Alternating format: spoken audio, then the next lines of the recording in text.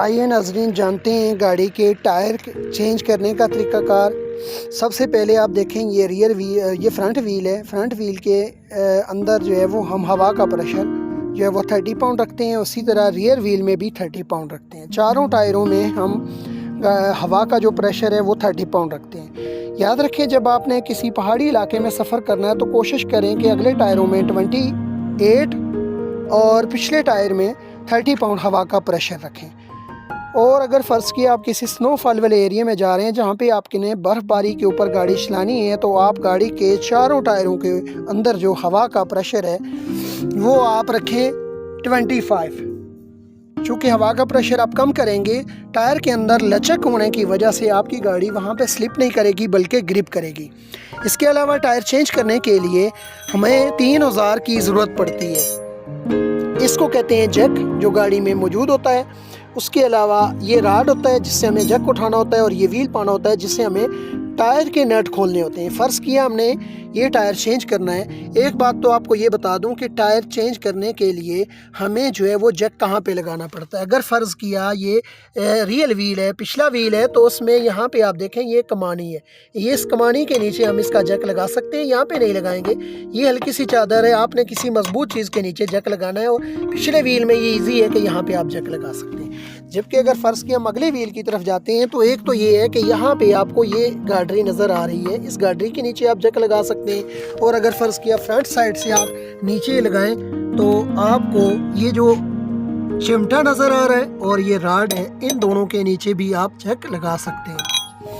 तो आइए जानते हैं टायर चेंज करने का तरीक़ाकार, कैसे टायर चेंज होगा। फ़र्ज़ किया ये वाला हमने टायर चेंज करना है। याद रखें टायर जो है इसके ये नेट हम व्हील पाने से खोलते हैं और ये क्लॉकवाइज टाइट होते हैं, एंटी क्लॉकवाइज ये लूज़ होते हैं। हम इनको एंटी क्लॉकवाइज घुमाएंगे तो तब ये लूज़ होंगे। सबसे पहले जैक लगाने से पहले हमें ये नट चारों जो है वो एंटी क्लॉकवाइज घुमा कर थोड़े थोड़े लूज़ करने होंगे।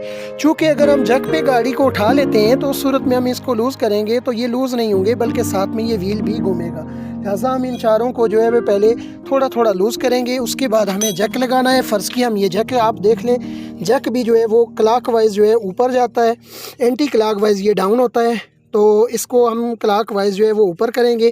अभी तो ये हाथ से घूम रहा है, लेकिन जो ही ये लोड के नीचे आएगा तो उस सूरत में फिर हमें इसको व्हील पाने से जो राड है राड से घुमाना पड़ेगा।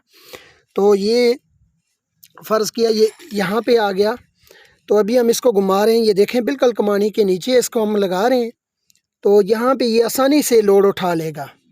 अगर फ़र्ज़ किया हम इसको किसी और जगह पे लगाते हैं तो वो लोड ना उठाए तो वो गाड़ी के अंदर डेंट पड़ जाता है।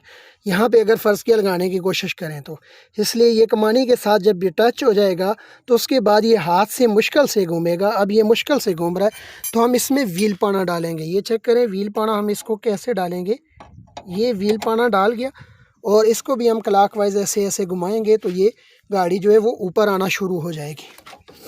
जो ही हम देखें कि यहाँ पे स्पेस आ गई है, गाड़ी का जो टायर है वो ज़मीन से ऊपर आ गया है, तो ये नट जो जितने भी लूज़ हुए हैं उनको बाकी को खोलें और पूरे नट खोल कर उसके बाद आप इसका जो है वो टायर बाहर निकालें, इजीली निकल आएगा।